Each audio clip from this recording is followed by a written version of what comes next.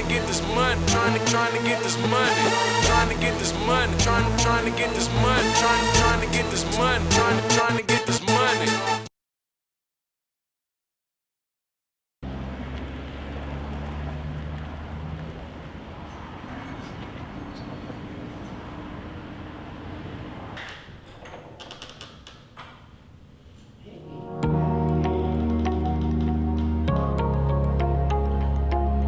My name is Corey O'Neill. Our company is Security Benefits Center. This is my business partner, Curtis Cottle.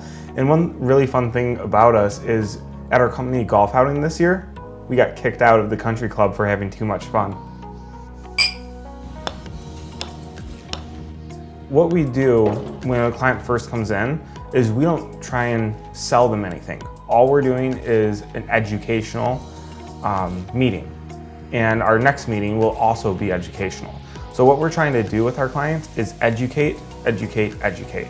And that way they can make a good financial decision on their own, and we just lead them in the right direction. What I do is I help people have enough retirement income to live the life they want to live and make sure it lasts the rest of their life. And we put a big emphasis on paying little taxes as possible. So what people should do with their money when they start saving is something that we focus on a little bit. There's a few goals that you might have when you're saving money. Some of those might be, you might be saving for a down payment on a house, you might be saving for your education, you might be saving for retirement, you might be saving to start a business or other investments, real estate, and so on. So we do a lot of goal orientation. Once we get you on the path to saving money, now we put the plan together and say, what goals do you want to accomplish, and we adjust that savings strategy and how much you're saving or when based on what you're trying to accomplish. So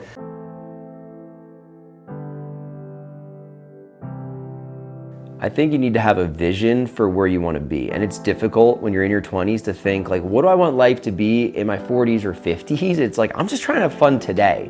And you can still have fun today, but being able to look forward looking and to have that vision very clearly. And actually, it doesn't even need to be clearly, but it needs to be so strong.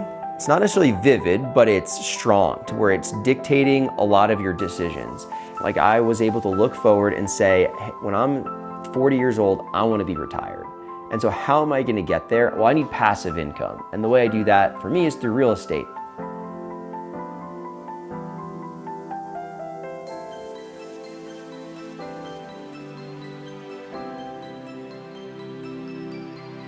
Yeah, so when I was in high school, I studied finance and economics from 14 to 18, and then I studied finance and economics in college.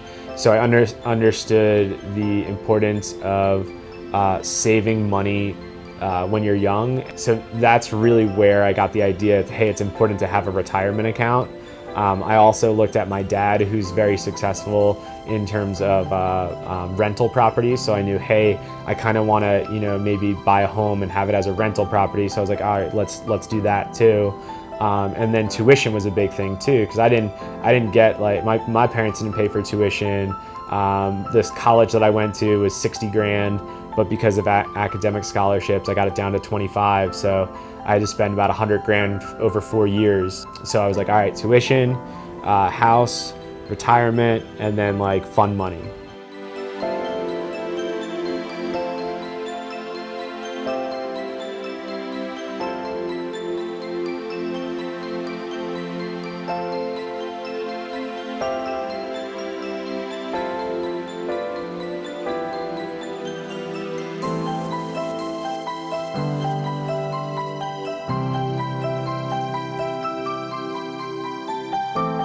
So one saving tip that I do have is that you need to establish an emergency fund.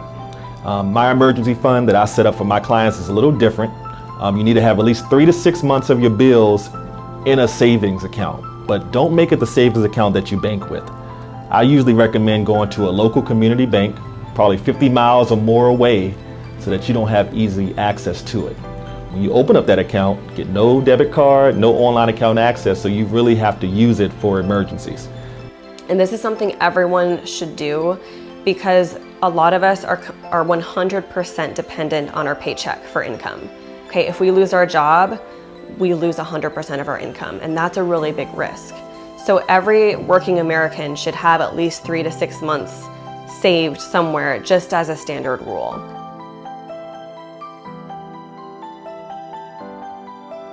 A great thing for a student to save for, I think, is their first house.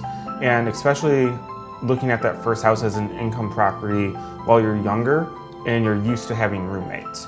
One of our clients, he has a 4-bedroom house. He lives in 1 bedroom, and then he has 3 roommates, and his roommates more than pay for the mortgage. So he's actually making money by just living his life every month.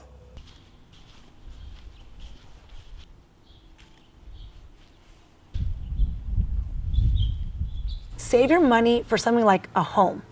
That's what I would suggest, having your first home. My first home, I went straight from my parents' house to this home that I live in now. Put a lot of money into construction in terms of revamping it. So I didn't go to the classic live in a townhouse or live in a condo first or rent first and then move into my home. I was able to, because I saved so much money, I was able to go from living with my parents to living into the home that I would have, for most people, would be their second or third home, instead. So I went straight to my first home choice. Save your money and buy, I would say, properties more so than any other things.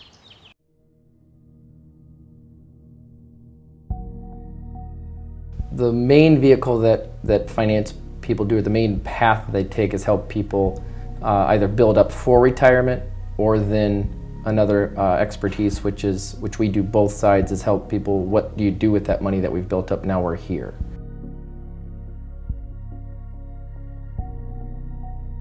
So the Social Security Fund is supposed to expire or be done by the year 2036. Okay, so that's only about 16 years from now. So for anybody 40 or under, when we're doing financial planning, we don't even factor in Social Security because it may not be around. Okay, the country's in debt, Social Security is running out, taxes are going to go up in the future, so this is actually a financial nightmare for a lot of the students now. But if they work with a financial advisor or a financial coach, we can kind of guide them through all these changes in the laws.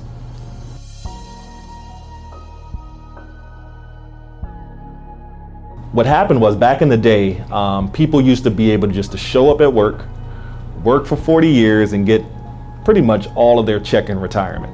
So what happened was, people are living longer now. So the life expectancy used to be 65. So you retire at 60, you're dead at 65. It made sense. But now people are retiring at 60 and living to 100. So the companies can't cut that check forever. So that's why they got rid of pensions. They're saying now you got to contribute yourself, you got to do it yourself. And that's why it's so hard for people to retire today.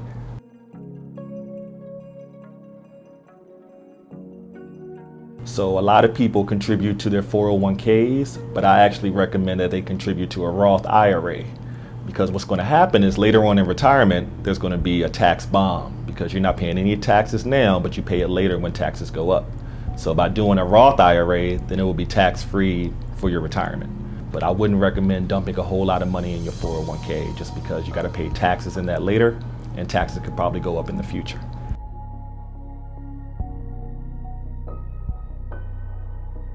I made like about $250-ish when I was in college, but I saved $200. Obviously, I had to pay for tuition, so I paid for tuition while I was saving that money, which was about $100,000. So I probably walked away with college with about like 60 grand, 70 grand in my pocket as a 22-year-old. I took that money and I took a portion of it and just reinvested it back into a business that I was running. And that business in turn helped me generate even more money.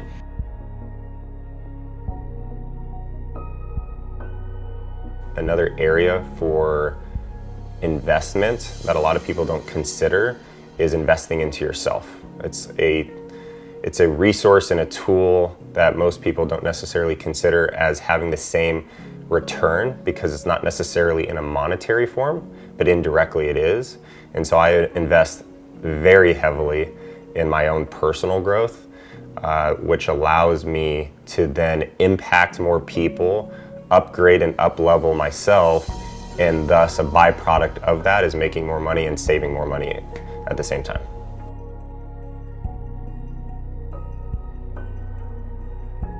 The least expensive way, which I recommend for anybody of any age, would be through audios, books, identifying your circle of influence and making sure those people are lifting you up and challenging you to upgrade yourself and up-level yourself.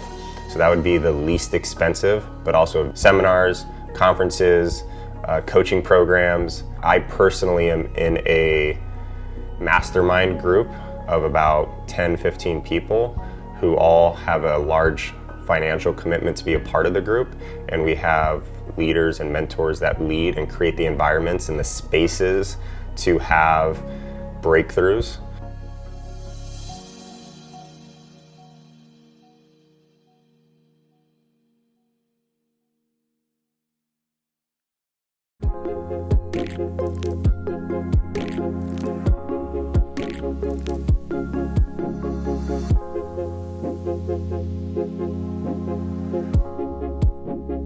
So being a student right now in this day and age is really tough. Students are facing all these different challenges. They have tons of student loan debt. They may have credit card debt. So what I did in Money Honey is I put together a savings strategy called the 4 buckets. So for example, bucket number 1 is your emergency savings, and you have $1,000 set aside in bucket number 1 at all times.